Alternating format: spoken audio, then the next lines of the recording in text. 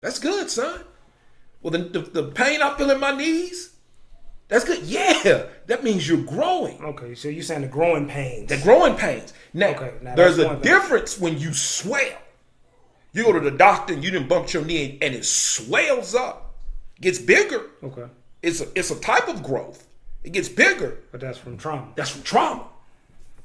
Now, does that?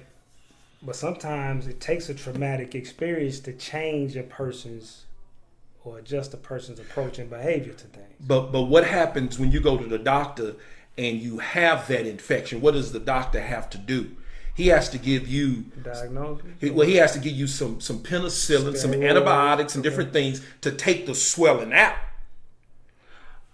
Because you're infected, and if you don't get the swelling out, get the infection out of your blood, then it starts going through your. So just bump it. So that's before the healing. That's before the healing. So when you just bump your knee and it swell up, and you don't take care of that swelling, that infection gets in your blood and goes all through your body. And the next thing you know, it used to be just the knee that was hurt. Now you got an infection that may be in your neck, in your mind, and your whole body's infected now. So you can't operate in your power because your body's infected. Now what happens is we can get used to the dysfunction of the infection.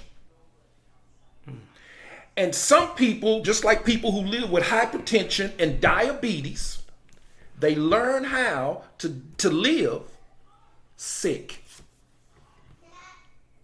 Think about this. Used to the dysfunction. They comfortable in the dysfunction. Do you understand that when we go to the doctor, that most of the time we go to the doctor, they're not, and you have hypertension and diabetes, they're not trying to cure you. They tell you to manage it.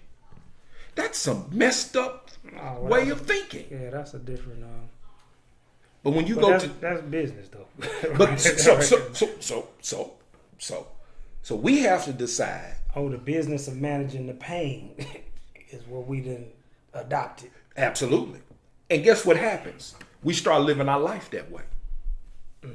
We start living our life. So we never remedied it. We never fixed the issue. Never. And that goes back to Never. This is just how I am or what it is. That's why it's called a generational curse. Okay. Because that mama who grew up getting food stamps, living in Section 8 housing, Yeah. she puts that mindset In the kids. in the kids. So the kids grow up just understanding how to get by.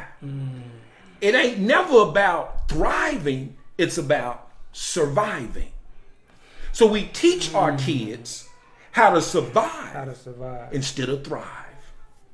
And then that way when we have a conversation with them about elevating, they fighting for their limitations.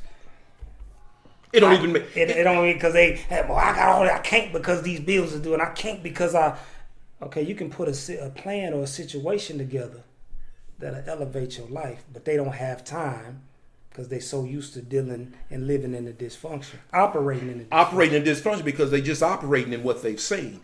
There's research that says the first 7 years, it takes 7 years to get somebody's mind programmed. So by 7, most people are already thinking the way they're going to be as adults. And the way their parents. That's right. And that's why the church say, give me the child for the first 7 years. That's right.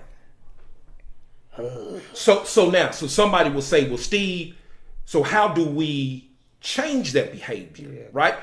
So here's how we change. This is what we do in Making of Men. Okay. It's about reprogramming. Okay. And reprogramming is about repetition.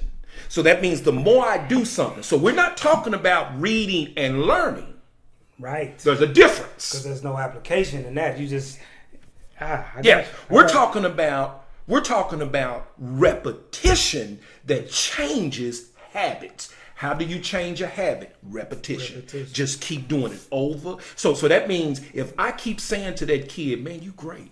Right. Hey man, you great. Right. Hey man, you a leader. Right. Man, you are a great leader. It opposed to she just so bad. That's he right. just so bad. He just bad. That's right. I always had to say, why are you telling that baby? That's right. That's right. You know how many parents I've sat with in counseling sessions and they'll say to me, I just want him to graduate high school. I just want him to get a job. That's it. And that's all he'll do the rest of his life. Because our parents' words become our affirmations. That's it. And that's the reason why so many parents. Let me tell you why this is so hard for us to change in our culture, because that means we have to say to mama and grandma, "You did it wrong." Oh. Woo. And we gotta respect our elders. So in that repetition, you change the affirmation and the narrative. That's right. For your life. For your life. So how do we change the generational poverty?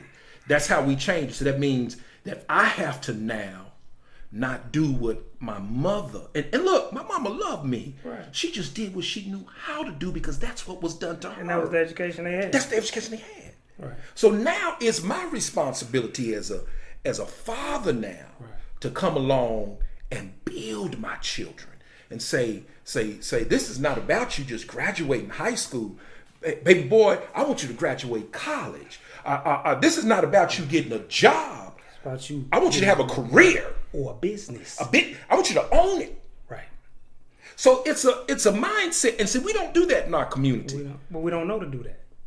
Because we was taught the same narrative passed down generation. That's right. Like you just said. And I think some of that has to do with we don't think we deserve it. You know how long I didn't think I was worthy for people to call me great?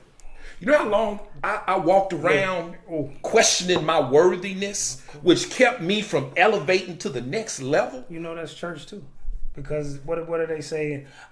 God, I'm not worthy. I'm not How's worthy. you a king and we right. kings and queens and deserving, but we saying that we're not worthy? Where did we get that from? So let me tell you how it didn't jive for me. Right. When I really started studying and understanding Scripture, and Scripture said I'm created in His image.